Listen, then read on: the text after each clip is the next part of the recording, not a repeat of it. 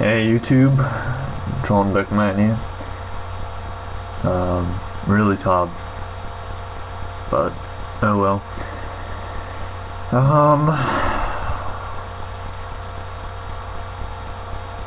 Sincerely Reginald and I have been hard at work on getting a live action Star Wars fan fiction together. Very difficult. We're working on it though. Hopefully we'll be ready to start shooting in about a month or so. I don't know. Let's see. Now I got a glass of water. I promised y'all it was going to come up soon. Questionable about the sets because I sure don't have the time to make them.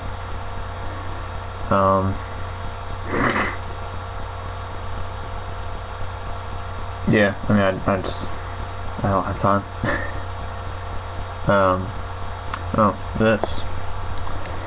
This is a replica of the robe worn by Hayden Christensen in episode 3. It's made of 100% cotton. It is the warmest thing I own, and I love it. I just like to lounge around the house in my Jedi robe. And may the Force be with you. I'm tired. I'm just tired. So I kind of miss doing stop motion. I'm really happy to be working on Class of Voltaire soon. Yeah, I miss those days. You know, those were good times. I was watching through some of my older stuff, and I'll be honest with you, I hate my older stuff. You know, dialogue really wasn't that great. It was filmed at a low frame rate, but you know what? Those were the good old days. That was back when I first got started. You know, and that was a jolly good time for me. Oh, check this out! I was at Toys R Us a while back. It's a tin with mints in it, in the shape of the Hyrulean shield from Legend of Zelda. This is awesome. Love it. Love it, love it, love it.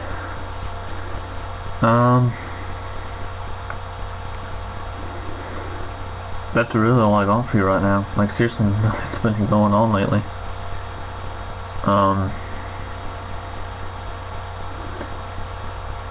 Yeah, nothing's going on. I'm just tired and exhausted and haven't gotten a decent night's sleep in Primus knows how long. Oh, speaking of which, Nightmare on Elm Street, go see it. It was awesome. Here's my take of it. I am a movie analyzer. I'm not a movie critic. I'm a movie analyzer. Okay? It's a distinction. Movie critics sit there in their little uptightness and act like insert explicit here's. I don't. Okay? Nightmare on Elm Street. If you've seen the original, you'll like this. When I saw the original for the first time, I heard it was a horror movie, and so I'm sitting there, I was expecting to be scared. And I wasn't.